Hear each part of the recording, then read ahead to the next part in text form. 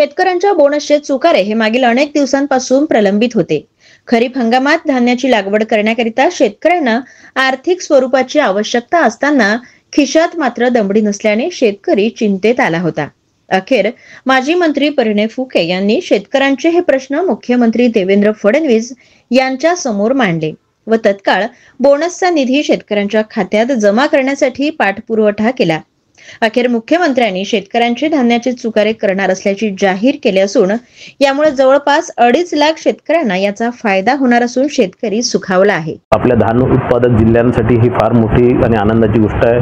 धान उत्पादक शेतकरी या माध्यमातून या बोनस खात्यामध्ये जमा होणार आहे याच्याकरता सुखावलेले आहे। आणि हे आश्वासन माननीय फडणवीस साहेबांनी तिरोडा इथे ज्यावेळेस ते सभेकरता आले होते त्यावेळेस त्यांनी सांगितलं होतं की राज्यात आपली सरकार आली तर आपण 20,000 रुपये हेक्टर बोनस त्यांनी त्यावेळेस घोषणा केली होती आणि ते देण्याचं वचन सुद्धा त्यांनी दिलेलं होतं। मागच्या अधिवेशनामध्ये त्यांनी या संदर्भातली घोषणा सुद्धा केली होती, पण अनेक दिवसापासून हे प्रलंबित होते, खात्यामध्ये पैसे वरती होणे बाकी होते आणि निश्चितच मागच्या अनेक दिवसांपासून मी स्वतः याच्यासाठी पाठपुरावा करत होतो।